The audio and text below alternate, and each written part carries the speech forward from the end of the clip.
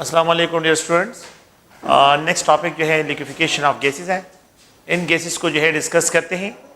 और अगर आप लोग देखें तो how we have to liquefy gases की लिक्विफिकेशन किस तरह करते हैं। तो गैसेस की लिक्विफिकेशन जो है तीन कंडीशन है इसके लिए। एक जो है यहाँ पे जॉल थॉम्सन इफेक्ट जो है इसके ज़रिए एक्सप्लेन करते हैं कि जॉल थॉम्सन इफेक्ट के ज़रिए गैसेस की लिक्विफिकेशन करते हैं। एक जो है अगर आप लोग देखें तो बाय द कंबाइंड इफेक्ट, तो combined effect of temperature and pressure, temperature और प्रेशर के जरिए जो है इनकी एक्सप्रेशन करते हैं। Combined effect of temperature and pressure, कि यहाँ पे combined effect of temperature and pressure. And the third one जो है अगर आप लोग देखें तो जस्ट ओनली बाय कूलिंग, कि अगर हम सिर्फ टेम्परेचर को कम करते हैं तो कूलिंग ऑफ गैसेस, सिर्फ टेम्परेचर को कम करते हैं तो इसके जरिए गैसेस की जो है लिक्विफिकेशन करते हैं। तो टेम्परेचर ऑफ द गैस जो है यहाँ पे अगर आप लोग देखें तो इसमें अगर हम डिस्क्राइब करते हैं तो यहाँ पे cooling of gases, second point by the combined effect of temperature and pressure, in the third one जो है जॉल थॉम्सन इफेक्ट। तो ये आप लोगों ने ज़हन में रखना है कि हम जो है पहले ये कंबाइंड इफेक्ट को डिस्कशन करते हैं। अगर आप लोग गौर से देखें तो यहाँ पे जो है इसको अगर हमें डिस्क्राइब करता हूँ कि लेट सपोज जो है हमने जो बॉयल्स लॉ को डिस्कस किया है तो उसी कंडीशन को जो है यहाँ पे हम फॉलो करते हैं कि लेट सपोज एक कार्बन डाइऑक्साइड गैस लेते हैं, कार्बन डाइऑक्साइड गैस को लेते हैं और यहाँ पे जो है अगर आप लोग देखें तो यहाँ पे जो है ये प्रेशर है या वॉल्यूम जो है, और यहाँ पे प्रेशर जो है प्लॉट करते हैं। तो अगर आपको याद हो तो हमने ये डिस्कशन किया था कि एक हाइपरबोला कर्व जो है ये प्रोड्यूस होता है। ये आइसोथर्म है। Let's suppose the temperature is 50 degree centigrade temperature पे जो है इसको जो है यहाँ पे ड्रा करता हूँ।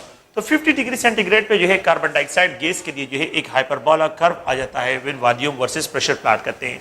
अगर मैं इस टेम्परेचर को ड्रॉप कर लेता हूँ, टेम्परेचर को जो है यहाँ पे ड्रॉप कर लेता हूँ और यहाँ पे 35 डिग्री सेंटीग्रेड पे लेके आता हूँ, तो अगर आपको याद हो मैंने कहा था कि ये के वैल्यू जो है ये के क्या होगा, ये प्रेशर और वॉल्यूम के करीब आ जाएगा। तो ये जो आइसोथर्म होगा ये प्रेशर वॉल्यूम जो टेम्परेचर को ड्रॉप कर तो 35.5 पे जो है होगा। जब मैं टेम्परेचर को और ड्रॉप कर लेता हूँ 31.2 डिग्री सेंटीग्रेड, 31 पॉइंट यहाँ पे जो है 3 डिग्री सेंटीग्रेड, तो फिर भी आप लोगों के पास ये हाइपरबोला कर्व आ जाता है। तो यहाँ पे गैसेस जो है गैसियस स्टेट में प्रेजेंट है। लेकिन जब मैं जैसे ही टेम्परेचर को 31.1 डिग्री सेंटीग्रेड पे लेके आ जाता हूँ तो यहाँ पे ये कर्व जो है अपना पाथ जो है चेंज कर लेते हैं, मतलब हाइपरबोला कर्व से जो है ये चेंज हो जाता है। तो ये टेम्परेचर जो है अगर आप लोग देखें तो ये 31.1 डिग्री सेंटीग्रेड पे जो है आ जाता है। जब मैं टेम्परेचर को 31 पे लेके आ जाता हूँ तो ये लाइन बिल्कुल स्ट्रेट हो जाता है, ये लिक्विफाई हो जाता है। तो आप लोग देखिए यहाँ पे जो है अगर आप देखें तो ये गैसियस स्टेट में है। ये क्या है, गैसियस स्टेट में। यहाँ पे अगर आप लोग देखें तो यहाँ पे जो है ये लिक्विड स्टेट में है, क्योंकि बिल्कुल स्ट्रेट फॉर्म में प्रेशर का इस पे कोई इफेक्ट नहीं है। तो यहाँ पे ये लिक्विड स्टेट में जो है यहाँ पे ये डिस्क्राइब होगा। लेकिन इस ग्राफ को अगर आप लोग देखें तो इस पॉइंट पे जो है ये बिल्कुल ना हाइपरबोला कर्व है ना स्ट्रेट लाइन है, यहाँ पे जो है कोई कंडीशंस है और यहाँ पे बिल्कुल जो है अगर आप देखें स्टेट ऑफ द मैटर जो है गैस जो है वो अपना स्मूथली मर्ज होना शुरू हो जाता है। तो the highest temperature above which a gas, जब तक गैसेस मॉलिक्यूल ने, कार्बन डाइऑक्साइड मॉलिक्यूल ने क्रिटिकल टेम्परेचर रिक्वायर नहीं किया, you can not liquefy it, आप इसको लिक्विफाई नहीं कर सकते। सो यहाँ पे जो है मैं एक पॉइंट को इंट्रोड्यूस करता हूँ, that is called critical temperature. Critical temperature की जो है यहाँ पे एक्सप्रेशन करते हैं क्रिटिकल टेम्परेचर की। So the highest temperature above which a gas can not be liquefied, the highest temperature above which a gas cannot be, above which a gas cannot be liquefied, gas cannot be liquefied, तो that temperature is known as, उसको हम क्या कहते हैं, critical temperature कहते हैं। वो critical, जब तक गैसेस मॉलिक्यूल ने ये क्रिटिकल टेम्परेचर एक्वायर नहीं किया हो आप इसको लिक्विफाई नहीं कर सकते। तो इस टेम्परेचर को इससे देखिए 31.1 है, यहाँ पे 31.3 है, 31.1 और 31.3 में जो है difference just only 0.1 degree centigrade का है। अगर आप इस पे जितना भी प्रेशर अप्लाई करेंगे तो यहाँ पे ये गैसेस मॉलिक्यूल अगर आप लोग देखें ये गैसियस स्टेट में ही रहेंगे, दे कैन नॉट चेंज देयर, जो है अपना स्टेट की चेंज नहीं करते। लेकिन जैसे ही आप इसको 31.1 पे लेके आते हैं, कार्बन डाइऑक्साइड के लिए टेम्परेचर है, तो जैसे ये टेम्परेचर यहाँ पे आ जाए तो ये स्मूथली, तो जिस टेम्परेचर पे द गैसेस स्मूथली मर्ज होते हैं, smoothly merge into the liquid phase शुरू होते हैं, उस टेम्परेचर को हम क्रिटिकल टेम्परेचर लिक्विड फेज होते हैं। That temperature is known as a critical temperature, उसको क्रिटिकल टेम्परेचर से डिस्क्राइब करते हैं, वो क्रिटिकल टेम्परेचर है। The highest temperature above which a gas can not be liquefied by how much the pressure. तो carbon dioxide का जो critical temperature है दैट इज 31.1 डिग्री सेंटीग्रेड। ये इसके लिए क्या है, ये क्रिटिकल कांस्टेंट है, ये कांस्टेंट वैल्यू है। अच्छा, जो pressure is responsible, The pressure which is responsible to liquefy the gases at critical temperature is known as critical pressure. इसको critical pressure से it is expressed by PC. तो the pressure required to liquefy a gas at critical temperature, कि यहाँ पे critical temperature पे जो है gases को लिक्विफाई करने के लिए जो प्रेशर रिक्वायर्ड होता है उस प्रेशर को हम क्रिटिकल प्रेशर कहते हैं, and that pressure will be equal to 72.1 जो है एटमॉस्फेरिक प्रेशर जो है इसके लिए कांस्टेंट होता है। तो यहाँ पे जो है 72.1 एटमॉस्फेरिक प्रेशर पे और यहाँ पे जो है critical, so the pressure required to liquefy a gas at critical temperature is known as critical pressure, इसको क्रिटिकल प्रेशर कहते हैं। तो जिस टेम्परेचर पे जो है ये गैसेस जो है अगर आप लोग लिक्विफाई होते हैं वो क्रिटिकल टेम्परेचर होता है, और जो प्रेशर रिक्वायर्ड होता है तो उस प्रेशर को जो है हम क्या कहते हैं, वो प्रेशर क्रिटिकल प्रेशर कहलाता है। The volume occupied by a gas at critical temperature and critical pressure is known as critical volume, इसको critical volume से डिस्क्राइब करते हैं। ये क्या है, ये critical volume में डिस्क्राइब होता है। तो it is described as a VC, इसको जो है VC से एक्सप्रेशन करते हैं। तो it is described as a critical volume, ये critical volume जो है यहाँ पे, so the volume occupied by a gas at critical temperature and critical pressure is known as critical volume, इसको critical volume से डिस्क्राइब करते हैं। अगर आप लोग देखें यहाँ पे जो है ये गैसेस के लिए क्या है, एक कांस्टेंट वैल्यू है, critical volume and critical temperature, critical pressure जो है ये क्या है इसके लिए। तो मैं यहाँ पे कुछ एक्सप्रेशन करता हूँ कि यहाँ पे द टाइप ऑफ गैसेस, जब तक गैसेस ने क्रिटिकल टेम्परेचर रिक्वायर नहीं किया हो, you can not liquefy it, आप इसको जो है क्या नहीं कर सकते, लिक्विफाई नहीं कर सकते। तो यहाँ पे जो है क्रिटिकल टेम्परेचर है, अगर आप देखें यहाँ पे क्रिटिकल प्रेशर जो है इसके लिए एक्सप्रेशन करता हूँ, क्रिटिकल टेम्परेचर और क्रिटिकल प्रेशर। अगर मैं वाटर की बात करता हूँ तो यहाँ पे वाटर के लिए जो क्रिटिकल टेम्परेचर की वैल्यूज हैं, तो क्रिटिकल टेम्परेचर की वैल्यू जो है अगर मैं यहाँ पे वाटर लेता हूँ तो you can also liquefy water 373 का टेम्परेचर डिग्री सेंटीग्रेड पे, लेकिन उसके लिए शर्त क्या है कि you have to apply 218 atmospheric pressure जो है आप लोगों ने इस पे अप्लाई करना है, 218 एटमॉस्फेरिक प्रेशर। अगर आप लोग देखें तो यहाँ पे 373। अगर आप अमोनिया की लिक्विफिकेशन क्रिटिकल टेम्परेचर को देखें तो द अमोनिया का जो क्रिटिकल टेम्परेचर है that is equal to 132 degree centigrade, और यहाँ पे 100 जो है अगर आप लोग देखें 12 एटमॉस्फेरिक प्रेशर आप लोगों ने इसके लिए अप्लाई करना है। तो 112 एटमॉस्फेरिक प्रेशर और यहाँ पे 132 जो है। अगर आप लोग कार्बन डाइऑक्साइड गैस के लिए आते हैं तो कार्बन डाइऑक्साइड गैस के लिए अगर आप लोग देखें तो कार्बन डाइऑक्साइड गैस के लिए मेरे पास यहाँ पे क्रिटिकल टेम्परेचर 31.1 डिग्री सेंटीग्रेड है, और क्रिटिकल प्रेशर जो है ये 72 जो है आप लोगों के पास क्या है, 72.1 एटमॉस्फेरिक प्रेशर है। मेरा मतलब यहाँ पे सिर्फ ये है कि आप लोगों ने ये पॉइंट याद रखना है कि जिन गैसेस की पोलरिटी ज्यादा हो, ये वाटर मोर पोलर है than ammonia is more polar than carbon dioxide, तो आपने ये याद रखना है कि क्रिटिकल टेम्परेचर और क्रिटिकल प्रेशर जो है इन दोनों की value directly proportional to polarity of a gas के। जिस गैस की पोलरिटी ज्यादा होगी उसका क्रिटिकल टेम्परेचर और क्रिटिकल प्रेशर जो है ज्यादा होगा, वो हाई टेम्परेचर पे और हाई प्रेशर पे जो है लिक्विफाई होंगे।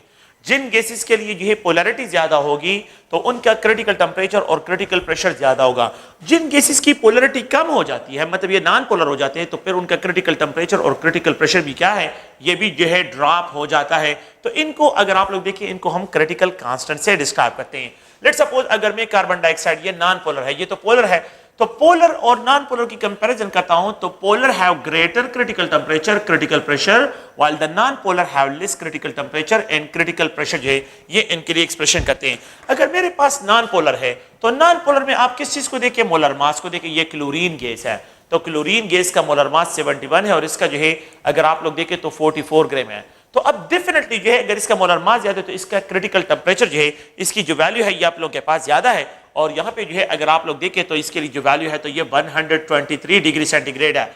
यहाँ पे 123 डिग्री सेंटीग्रेड जो है इसके लिए क्या है, ये क्रिटिकल जो है हमारे पास क्या है, क्रिटिकल टेम्परेचर जो है। क्रिटिकल प्रेशर जो इसके लिए है, क्लोरीन के लिए अगर हम देखें तो क्रिटिकल प्रेशर जो इसकी वैल्यू है तो ये अगर आप देखें तो 100 जो है, सॉरी यहाँ पे इसकी जो वैल्यू है तो ये राउंड अबाउट 70 एटमॉस्फेरिक प्रेशर है। तो ये इसके लिए क्या है, सॉरी नॉट 7 जो है 170 है, ये अगर आप इसकी वैल्यूज को देखें तो यहाँ पे ये 72 है और यहाँ पे 7, तो इनका क्रिटिकल टेम्परेचर भी कम, क्रिटिकल प्रेशर भी कम।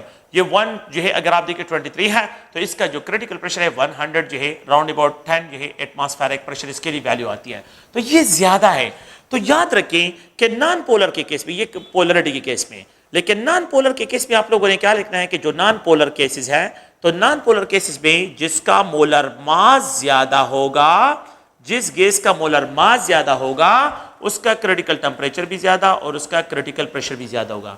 तो जिसका मोलर मास ज्यादा है उसका क्रिटिकल टेम्परेचर और क्रिटिकल प्रेशर जो है क्या होगा, ये भी ज्यादा होगा। तो आप लोगों ने प्लीज ध्यान में रखना है इसको। अच्छा, इसके बाद अगर आप लोग देखें तो यहाँ पे ऑक्सीजन गैस है, यहाँ पे नाइट्रोजन गैस है, तो मैं अगर ऑक्सीजन और नाइट्रोजन गैस की कंपैरिजन करता हूँ तो डेफिनेटली ऑक्सीजन का मोलर मास ज्यादा है देन द नाइट्रोजन। इसको इग्नोर करें क्योंकि इसका मोलर मास बहुत कम है। तो यहाँ पे इन दोनों की कंपैरिजन तो इसका क्रिटिकल टेम्परेचर जो है ज्यादा होगा ऑक्सीजन का, नाइट्रोजन का कम होगा। अगर मैं हाइड्रोजन और हीलियम की बात करता हूँ तो हाइड्रोजन और हीलियम को अगर आप लोग कंपेयर करें तो इनका क्रिटिकल टेम्परेचर हाइड्रोजन का ज्यादा होगा और हीलियम का कम होगा। उसका रीजन ये कि हाइड्रोजन डायटोमिक मॉलिक्यूल, ऑल्दो इसका मोलर मास ज्यादा है, लेकिन ये डायटोमिक मॉलिक्यूल है और ये मोनोटोमिक मॉलिक्यूल है, तो इसलिए इसका क्रिटिकल टेम्परेचर ज्यादा है और इसका क्रिटिकल टेम्परेचर जो है प्रेशर भी ज्यादा है।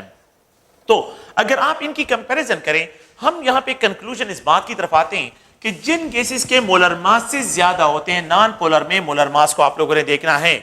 नॉन पोलर में अगर आप लोग देखें मोलर मास को तो इसका क्रिटिकल टेम्परेचर अगर आप लोग देखें क्रिटिकल -118 डिग्री सेंटीग्रेड, इसका -147 डिग्री सेंटीग्रेड, इसका -239 डिग्री सेंटीग्रेड, और हीलियम का अगर आप लोग देखें -254 डिग्री सेंटीग्रेड जो है इसका क्या है, यहाँ पे क्रिटिकल टेम्परेचर है।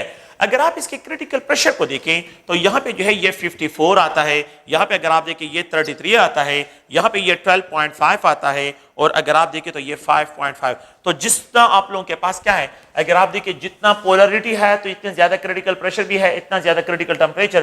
पोलरिटी कम होती है तो क्रिटिकल टेम्परेचर, क्रिटिकल प्रेशर दोनों वैल्यू।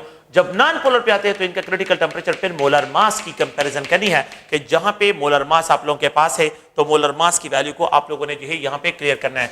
ये जो है इसकी थोड़ी सी करेक्शन करें कि यहाँ पे ये 77.1 ATM है, प्लीज इसकी करेक्शन करें। ये 77.1 जो है इसकी वैल्यूज है। तो क्रिटिकल टेम्परेचर जो है आप लोग याद रखें कि पोलरिटी के साथ जो ये polarity is directly proportional to critical temperature and critical pressure. Second point क्या है कि जो नॉन पोलर गैसेस हो तो उनके मोलर मासेस जो है they are directly proportional to critical temperature and critical pressure है। और हाइड्रोजन और हीलियम में एटॉमिसिटी है, हाइड्रोजन और हीलियम में एटॉमिसिटी, ये डायटोमिक मॉलिक्यूल, ये मोनोटोमिक मॉलिक्यूल है।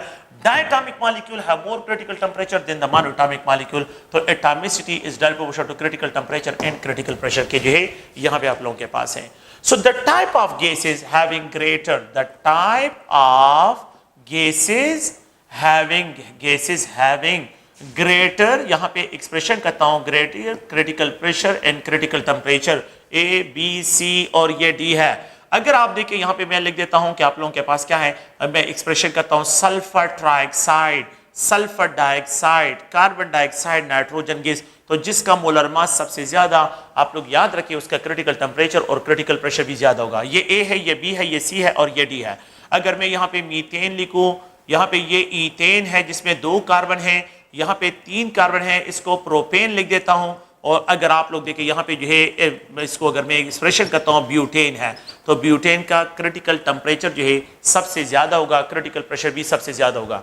यहाँ पे ये ए है, ये बी है, ये सी है। अगर आप लोग देखें तो यहाँ पे फ्लोरीन गैस है, यहाँ पे क्लोरीन गैस है, यहाँ पे ब्रोमीन की बात करता हूँ, और यहाँ पे अगर आप लोग देखें तो ऑक्सीजन गैस, तो ब्रोमीन का मोलर मास सबसे ज्यादा होगा। तो क्रिटिकल टेम्परेचर और क्रिटिकल प्रेशर जो है इसके लिए क्या होगा, ये सब के सब नॉन पोलर है। अगर मैं यहाँ पे ए है, बी है, सी है और ये डी है, अगर मैं एक्सप्रेशन करता हूँ HF है, यहाँ पे H2O है, यहाँ पे अमोनिया, ये सारे नॉन पोलर है, और यहाँ पे HCl है, तो सबसे ज्यादा क्रिटिकल टेम्परेचर वाटर का होगा। अगर मैं यहाँ पे एक्सप्रेशन करता हूँ A, B, C और यहाँ पे ये D, अगर आप लोग देखें यहाँ पे मीथानोल है, मीथानोल, अगर आप देखें यहाँ पे इथानोल है, तो अगर आप देखें यहाँ पे प्रोपानोल है, तो जिनके लिए जो है आप लोगों के पास मोलर मास ज्यादा होगा, डेफिनेटली जो है उनका जो है क्रिटिकल टेम्परेचर, क्रिटिकल प्रेशर और क्रिटिकल वॉल्यूम जो है क्रिटिकल टेम्परेचर जो है ये ज्यादा होंगे। तो तो ब्यूटानॉल के लिए जो है यहाँ पे इंक्रीज होगा। तो आप देखिए मोलर मास को भी देखना है और साथ साथ में पोलैरिटी को भी देखना है। तो जिनकी पोलैरिटी ज्यादा उनका क्रिटिकल टेम्परेचर और क्रिटिकल प्रेशर जो है वो ज्यादा होंगे। अगर आप लोग देखिए हाइड्रोजन गैस है, ऑक्सीजन गैस है, नाइट्रोजन गैस है, और यहाँ पे अगर मैं एक्सप्रेशन करता हूँ कार्बन डाइऑक्साइड गैस है, तो कार्बन डाइऑक्साइड का क्रिटिकल टेम्परेचर और क्रिटिकल प्रेशर क्या होगा, ये ज्यादा होगा। तो आपने जो है इन कंपैरिजन करनी है, पोलैरिटी जहां पे होगी उसका क्रिटिकल पहले पोलैरिटी को देखना है। अगर पोलैरिटी नहीं है फिर मोलर मासेस को देखिए। मोलर मासेस जो है जहां पे आप लोगों के पास मोलर मास ज्यादा होगा वहां पे क्रिटिकल टेम्परेचर और क्रिटिकल प्रेशर की वैल्यू क्या होगी, वो ज्यादा होगी। ये पॉइंट याद रखें कि critical temperature and critical pressure जो है तो ये पोलैरिटी के साथ डायरेक्ट, लेकिन एक और है जिसको क्रिटिकल वॉल्यूम कहते हैं। क्रिटिकल वॉल्यूम, तो क्रिटिकल वॉल्यूम इसके साथ इनवर्स रिलेशन है। तो क्रिटिकल वॉल्यूम जो है तो यहां पे वाटर का क्रिटिकल टेम्परेचर ज्यादा है, क्रिटिकल प्रेशर ज्यादा है, लेकिन इसका जो क्रिटिकल वॉल्यूम है ये कम है, 57 dm³ जो है इसका वॉल्यूम है। अच्छा, अगर अमोनिया की बात करते हैं तो ये 75 dm³ इसका वॉल्यूम है, और अगर आप कार्बन डाइऑक्साइड को देखें तो ये 96 dm³ जो है इसका वॉल्यूम है। तो यहाँ पे जितनी पोलैरिटी इंक्रीज होती है फिर क्रिटिकल वॉल्यूम, क्योंकि गैसेस मॉलिक्यूल से करीब आते हैं तो यहाँ पे वॉल्यूम डिक्रीज की तरफ चला जाएगा। तो दे हैव इनवर्स रिलेशनशिप, यहाँ पे इनवर्स रिलेशनशिप है। आप लोगों ने प्लीज इन पॉइंट को ज़हन में रखना है। तो all these are called critical constant. इनको हम क्या कहते हैं, क्रिटिकल कांस्टेंट कहते हैं। और क्रिटिकल कांस्टेंट जो है हर एक गैस के लिए जो है ये फिक्स टेम्परेचर होता है। नो ये जो है क्रिटिकल कंडीशंस में हम डिस्क्रिप्शन करते हैं। सेकेंड पॉइंट अगर आप लोग देखें वो हम यहाँ पे जो डिस्क्राइब करना चाहते हैं, और नेक्स्ट जो हमारा यहाँ पे जो टारगेट है इस पे टॉपिक में, तो वो है जॉल थॉम्सन इफेक्ट है। तो यहाँ पे अगर आप लोग देखें तो जॉल थॉम्सन इफेक्ट में हम किस तरह एक्सप्लेनेशन करते हैं, क्या इसमें आइडियाज हैं। लेट्स सपोज अगर हमारे पास यहाँ पे जो है एक कंप्रेसर है, कंप्रेसर, और यहाँ पे ये कंप्रेसर है, इस जो है ये लैंड मेथड है एक मेथड, उसके जरिए जो है यहाँ पे इस कंसेप्ट को डिस्क्राइब करते हैं। यहाँ पे ईयर को इंट्रोड्यूस करते हैं, यहाँ पे ईयर को इंट्रोड्यूस करते हैं। यहाँ पे अगर आप लोग गौर से देखें तो यहाँ पे जो है इसको एक अनदर ट्यूब के साथ कनेक्ट करते हैं, एक अनदर ट्यूब के साथ जो है कनेक्ट करते हैं, और फिर इसको पास करते हैं थ्रू अनदर ट्यूब। ये जो है अगर आप लोग देखें इस ट्यूब से पास करते हैं, यहाँ पे कूलेंट होता है, यहाँ पे क्या है, एक कूलेंट है, कूलेंट, इसमें एक कूलेंट जो है यहाँ पे क्या है, कूलेंट प्रेजेंट होता है, और ये कनेक्टेड है कूलेंट जो है, इसमें वाटर सर्कुलेट होता है। यहाँ पे जो है एक स्पाइरल जो है क्या होता है, एक अनदर ट्यूब होता है जिसका डायमीटर कम होता है, एक स्पाइरल ट्यूब, और यहाँ पे एक स्मॉल जेट जो है इसका होता है। यहाँ पे एक अनदर कंटेनर में इसको ओपन करते हैं एंड दे आर कनेक्टेड, ये जो है कनेक्ट होते हैं। आप लोग देखें तो यहाँ पे ये जो है for the just only in order to circulate it, कि इसको सर्कुलेट करने के लिए करते हैं। ओके, तो जॉल थॉम्सन इफेक्ट है क्या है, when a compressed gas is allowed to expand suddenly, when a compressed gas is allowed to expand suddenly it causes intense cooling। ये क्या काज करता है, intense cooling काज करता है। This effect is known as a Joule-Thomson effect। When a compressed gas is allowed to expand suddenly, when a compressed gas is allowed to expand suddenly it causes intense cooling। ये क्या करता है, cooling काज करता है। Let's suppose अगर मेरे पास एक balloon हो और उसमें मैं क्या करता हूँ, ईयर को जो है इनक्लोज कर लेता हूँ, तो यहाँ पे जो ईयर मॉलिक्यूल्स होंगे इनके दरमियान अट्रैक्टिव फोर्सेस, पोटेंशियल एनर्जी इनमें डेवलप हो जाती है, इनमें अट्रैक्टिव फोर्सेस डेवलप हो जाते हैं, attractive forces develop, potential energy develop हो जाती है।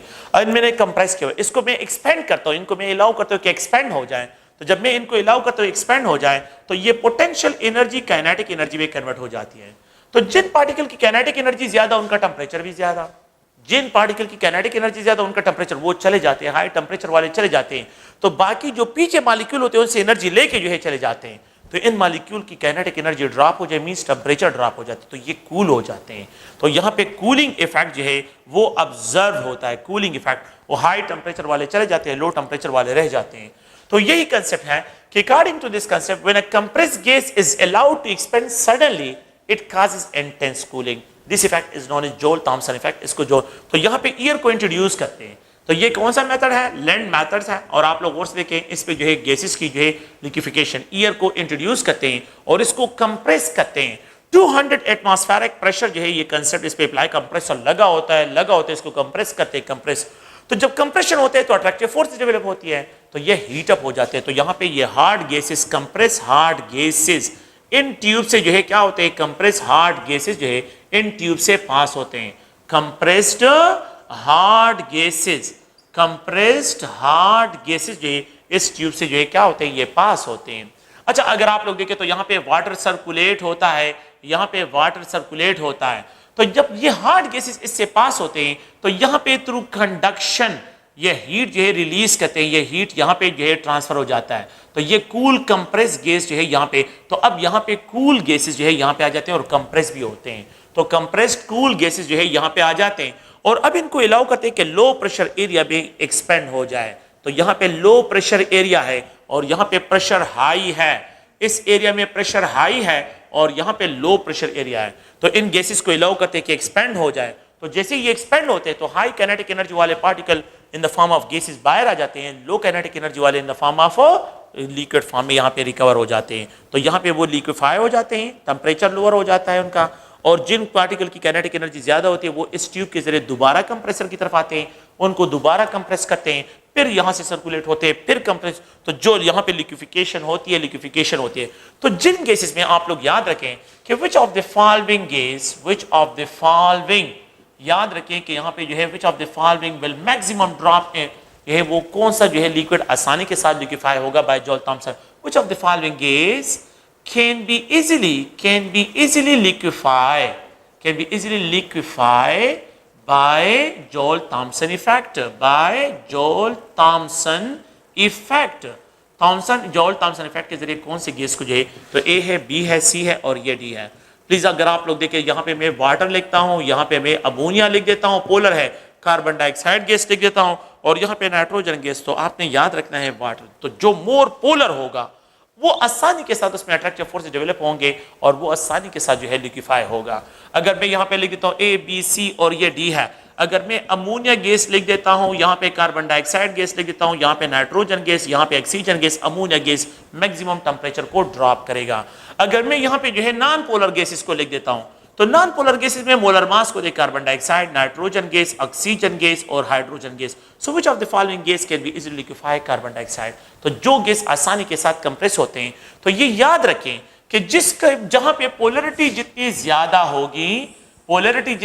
होगी, they can be easily liquefy, उनको लिक्विफाई करना आसान होता है, they can be easily liquefy, उनको लिक्विफाई करना आसान होगा जो गैसेस मोर पोलर होते हैं।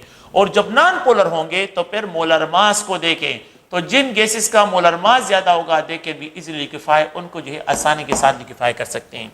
तो जिन गैसेस का मोलर मास ज्यादा होगा उनको जो है क्या होगा, वो आप लोगों के पास इजीली लिक्विफाई होगा। तो आपने मोलर मास को देखना है, अगर नॉन पोलर गैसेस है तो लिक्विफाई मोलर मास को देखें।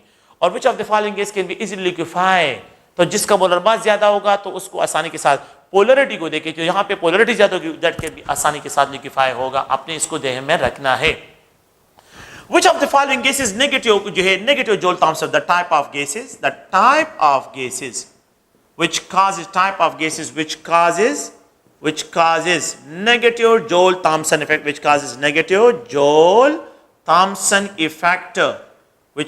negative Joule-Thomson effect, तो ए, बी, सी और ये डी है। अगर आप लोग देखें यहाँ पे हीलियम, यहाँ पे हाइड्रोजन, यहाँ पे carbon dioxide, both A and B. याद रखें हीलियम और हाइड्रोजन दो गैसेस ऐसे हैं जो कि बजाय ये कि टेम्परेचर को ड्रॉप करिए, टेम्परेचर को इंक्रीज करते हैं, दे कॉजेस नेगेटिव Joule-Thomson। उसका रीजन ये कि हीलियम और हाइड्रोजन बहुत स्मॉल साइज गैसेस है, उसमें अट्रैक्टिव फोर्सेस डेवलप नहीं होते हैं। तो जो पॉजिटिव Joule-Thomson इफेक्ट, यहाँ पे ये नेगेटिव Joule-Thomson इफेक्ट है। नेगेटिव का मतलब क्या है कि ये टेम्परेचर को बजाय कि जो है डिक्लाइन करे, ये टेम्परेचर को इंक्रीज करते हैं, तो दे कॉजेस नेगेटिव Joule-Thomson इफेक्ट। और जो पोलर गैसेस है वो मैक्सिमम पॉजिटिव Joule-Thomson इफेक्ट, याद रखें। अच्छा, इसमें एक तो टेम्परेचर लो हो जाता है, याद रखिए इसमें दो फैक्टर, जब मैं जो है गैसेस को कंप्रेस गैसेस को अलाउ करते हैं सडन, तो एक तो लो प्रेशर एरिया है और दूसरा जो है टेम्परेचर। तो याद रखिए प्रेशर भी लो होता है, इसमें दो फैक्टर लो होते हैं, प्रेशर लोअरिंग है, लो प्रेशर हो जाता है, और टेम्परेचर जो है ये भी आप लोग याद रखें इसमें लो हो जाते हैं। तो ये दो फैक्टर जो है लो होते हैं, प्रेशर लो होता है और टेम्परेचर जो है, ये दोनों जो है इसमें लो हो जाते हैं। प्रेशर लोअरिंग है और टेम्परेचर जो है इनकी जो है लोअरिंग है, आप लोग प्लीज इनको ज़हन में रखें। तो negative Joule-Thomson effect is cause by hydrogen जो है और हीलियम जो है ये काज करते हैं। अच्छा, एक दूसरा जो है इसमें कंसेप्ट है, वो कंसेप्ट उसकी तरफ आते हैं, वो भी डिस्कशन इस पे करते हैं। और वो अगर आप लोग देखें तो यहाँ पे जो है Graham's law of effusion and diffusion है, Graham's law of effusion and diffusion है, एंड डिफ्यूजन। अच्छा, बाकी आप लोगों को पता है कि डिफ्यूजन और इफ्यूजन किसे कहते हैं। कि the migration of molecule from high concentration area to the low concentration area is known as diffusion and the escaping of molecule from high concentration area to the low concentration area through a small pinhole is known as effusion. इसको effusion कहते हैं। अगर हम इसको जो है Graham's of effusion and diffusion में बात करते हैं तो यहाँ पे उन्होंने जो है एक एक्सपेरिमेंट परफॉर्म किया है और उन्होंने 100 सेंटीमीटर लॉन्ग ट्यूब लिया है, 100 सेंटीमीटर लॉन्ग ट्यूब।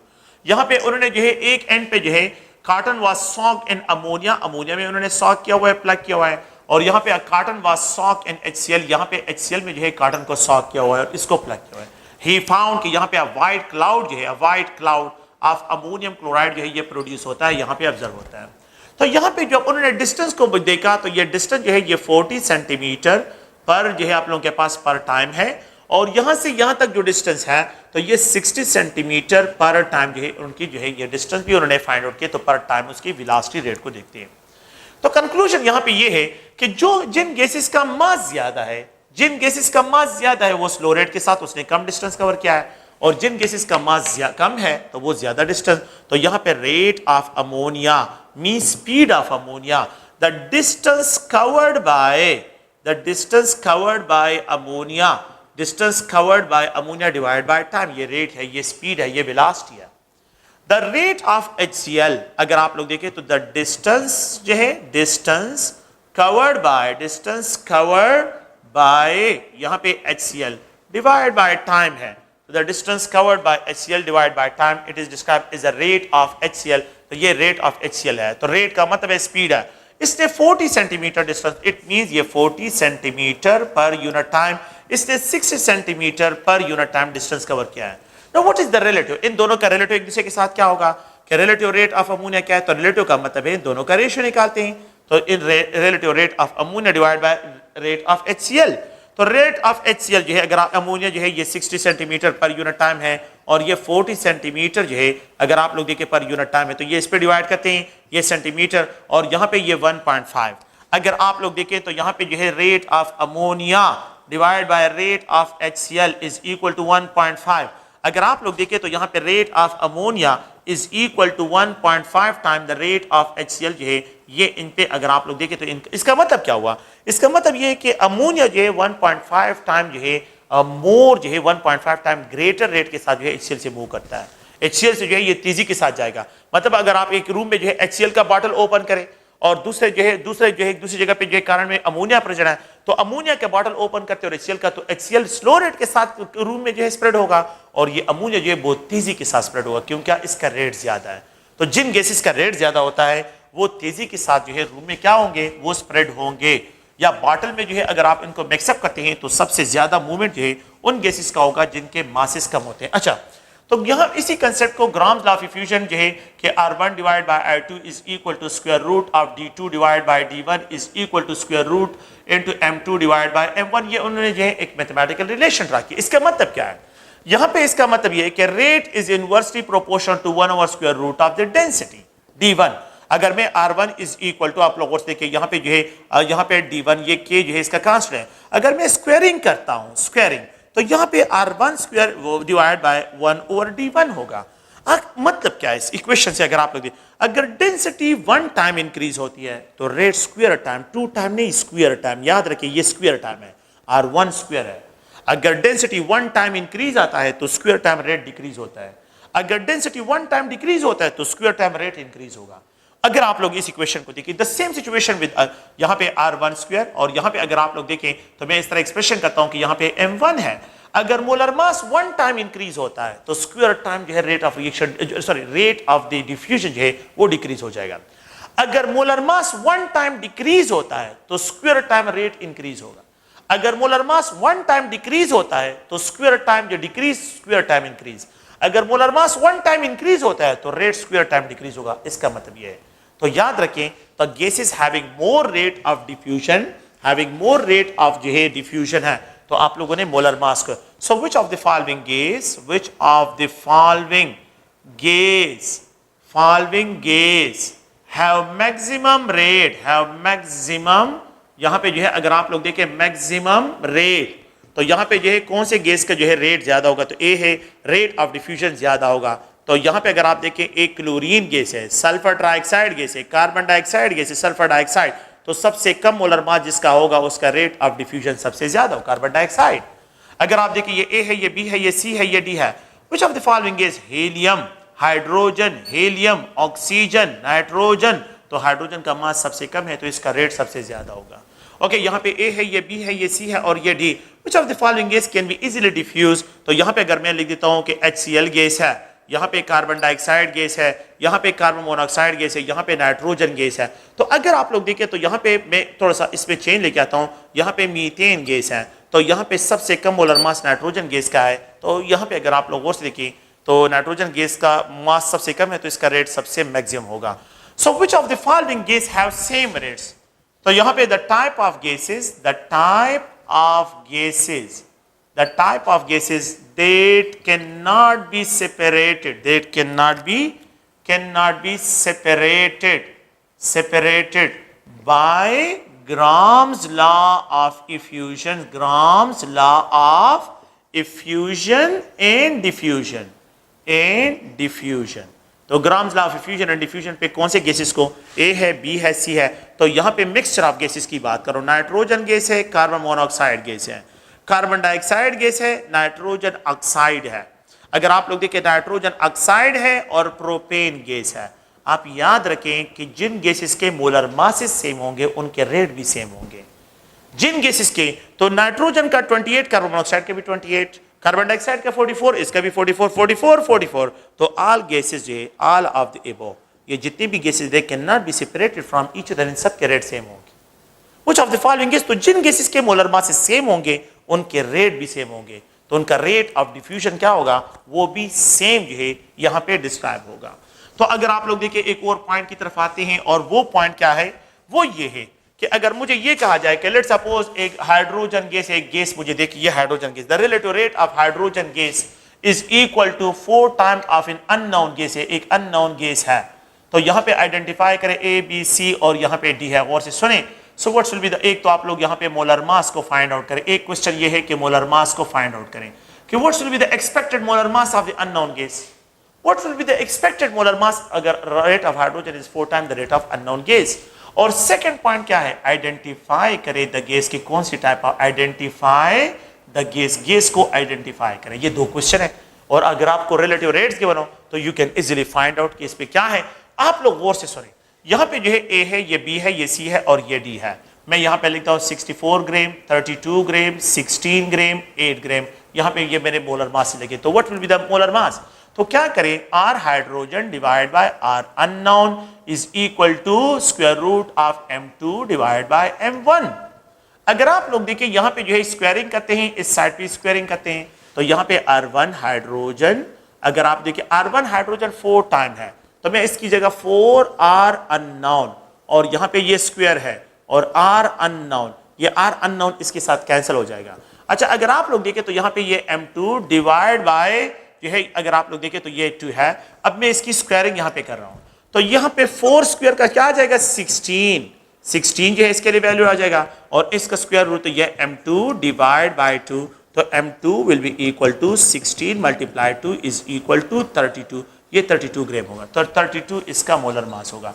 अगर सेकंड क्वेश्चन आपको जो है कि identify the type of gas, किसमें कौन सा गैस होगा, तो इस अननोन रेट से आप जो है, अगर आपको ये कहा जाए नाइट्रोजन गैस है, सल्फर डाइऑक्साइड गैस है, यहाँ पे जो है ऑक्सीजन गैस है, और यहाँ पे जो है अगर आप लोग देखें तो हाइड्रोजन गैस, सॉरी यहाँ पे क्या है, क्लोरीन गैस है, तो आप मोलर मास से जो है, जब मोलर मास आप लोग फाइंड आउट करते हैं, इस मोलर मास से जो है आप क्या कर सकते हैं, आइडेंटिफाई कर सकते हैं कौन सा गैस इसमें प्रेजेंट है। So the type of gas, कौन सा टाइप ऑफ गैस होगा, तो मोलर मास से आप प्रिडिक्ट कर सकते हैं। तो इस रिलेटिव रेट से you can predict 2 types of question solve कर सकते हैं, molar mass of the unknown find कर सकते हैं, आइडेंटिफिकेशन भी कर सकते हैं, और बाकी अगर आपको मोलर मास गिवन हो तो उनका सिर्फ रेशो निकाले and you can easily find the relative rate को आप लोग उससे फाइंड आउट कर सकते हैं। तो ये एक जनरल जो है Graham's law of effusion and diffusion का जो है आप लोगों ने ज़हन में रखना है, ये कुछ पॉइंट्स हैं, इनको आप लोगों ने क्लियर करते हैं। नेक्स्ट जो है अगर आप लोग देखें तो एक अनदर टॉपिक है, that is plasma state of matter. Plasma state of matter जो है, प्लाज्मा स्टेट ऑफ मैटर, अगर आप लोग देखें we have a solid state of matter, कि यहाँ पे सॉलिड स्टेट में है, तो हैविंग जो है अगर ये अपने जो है मतलब ये कि पोजिशनल ऑर्डर लॉस कर लेते हैं तो ये लिक्विड स्टेट में कन्वर्ट होता है, और अगर हम इसको और हीटिंग करते हैं तो यह वेपर फेज में कन्वर्ट होता है, वेपर फेज में जो है ये कन्वर्ट होता है। अगर हम इन वेपर्स को स्ट्रांगली हीट करते हैं, अगर हम इन वेपर्स को स्ट्रांगली हीट करते हैं या इलेक्ट्रिक आर्क देते हैं, अगर हम इन गैसेस को स्ट्रांगली हीट करते हैं या इनको इलेक्ट्रिक आर्क देते हैं, इलेक्ट्रिक आर्क या जो है स्ट्रांग इनकी हीटिंग करते हैं, so they are converted into ionize, तो ये इलेक्ट्रॉन रिलीज कर लेते हैं और न्यूक्लियाई। तो यहाँ पे जो है अगर आप देखें तो न्यूक्लियाई और यहाँ पे इलेक्ट्रॉन्स, ये न्यूक्लियाई और electrons. So the ionised state of the matter, this ionised state of matter containing cations and electrons, cations and electrons and neutral atom भी हो सकते हैं, is known as plasma state of the matter। ये plasma state of the matter है। तो the plasma state of the matter ionized state and it contain cations, इसमें present होते हैं, and electrons का मिक्सचर होता है, anion नहीं, electrons का मिक्सचर जो होगा, cations और इलेक्ट्रॉन का मिक्सचर होगा, एंड प्लस न्यूट्रल एटम्स का मिक्सचर हो सकता है। ए है, बी है और यहाँ पे 3 है, तो ये तीनों जो है इसमें प्रेजेंट हो सकते हैं। Plasma state of the matter is good conductor due to the mobile electrons and mobile ions, इनकी वजह से जो है ये गुड कंडक्टर ऑफ करंट है। और ये fourth state of the matter है, और मोस्टली जो है ये थर्मोस्फीयर जिसको आयोनोस्फीयर में कहते हैं, वहां पे नेचर में सबसे ज्यादा 99% नेचर जो है उसमें सबसे ज्यादा जो मैटर है वो प्लाज्मा स्टेट, क्योंकि गैलेक्सी स्टार ये सब के सब plasma state of the matter होते हैं, and they are good conductor of current. It is use for the sterilization, sterilization के लिए यूज होता है। मुख्तलिफ स्क्रीन डिवाइसेस होते हैं तो उसमें plasma state of the matter use होता है, और ये जो है गुड कंडक्टर ऑफ करंट भी है। तो आप लोग प्लीज इनको थोड़ा सा रीड करें, बेसिक पॉइंट्स है इनको रीड करें, बाकी इसमें कोई इस तरह टेक्निकल बात नहीं है। और इंशाल्लाह ये चैप्टर यहाँ पे क्लोज करते हैं, नेक्स्ट चैप्टर जो है इंशाल्लाह से स्टार्ट करते हैं। Okay, thank you.